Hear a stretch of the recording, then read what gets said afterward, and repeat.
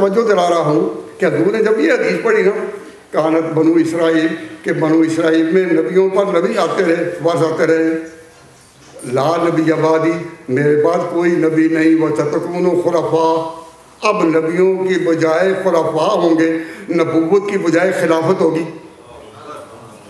तो हजूर ने खुद फरमा दिया कि जिस तरह एक मुकर्रर जाए और दूसरा आए, तो कहते अब ये, तो हजूर ने खुद फरमा दिया कि जब नबूवत के बाद और कोई नबी नहीं तो अब होगा क्या?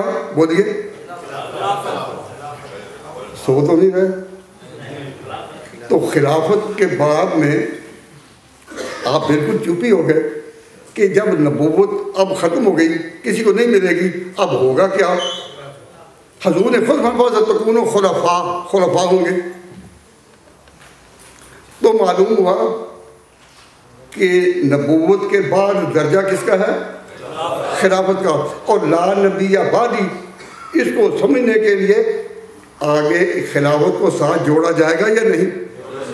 सहाबा ने जब ये सुना कि हजूर ने खिलाफ नबूवत के बाद जो खिलाफत को जोड़ा है कि नबूवत के बाद अब खिलाफत होगी, तो उन्होंने सवाल किया, हजूर माज़ा तामुरुना, हमें हुक्म दीजिए। आपने फरमा तो दिया कि ख़त्म के नबूवत के बाद अब खिलाफत होगी, फरमा तो दिया, लेकिन हमें क्या हुक्म है?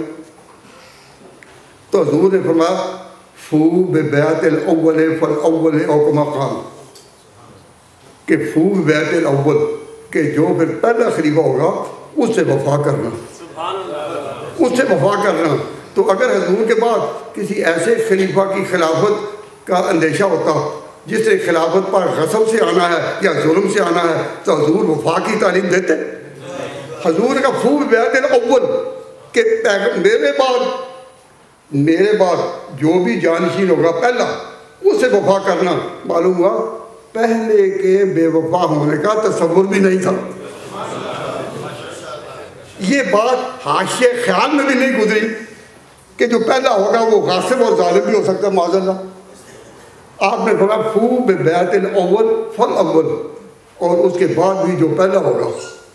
तो हजूर ने नहीं चाहा कहना कि दूसरा, कि उसके बाद दूसरा खाना नहीं, पहले के बाद जो पहला होगा। मालूम हुआ उमर को हजूर इसी दर्जे में रखना चाहते थे कि दूसरे का नाम भी उस पर ना है, उसको भी पहले ही कहा कि वो पहले के बाद पहला।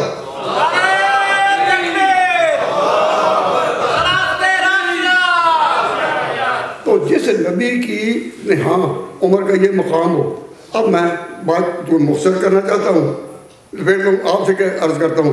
हजूर ने फरमाया ला नबी आबादी, मेरे बाद नबी कोई नहीं, तो होंगे कौन? अबू बकर उमर। भाई ये जो हदीस क्या बता रही है, वो कौन होंगे? अबू बकर उमर होंगे। तो जब हजूर ने कह दिया खुद कि ख़त्म नबूवत के बाद जब मेरे बाद नबी नहीं तो आगे अबू बकर होंगे, अब आप ईमानदारी से फैसला करें कि ख़त्म नबूवत के नारे में, ख़त्म नबूवत की तहरीक में, ख़त्म नबूवत की कॉन्फ्रेंस में, ख़त्म नबूवत की दावत में क्या नबूवत से अबू बकर उमर को अलग किया जा सकता है? क्यों?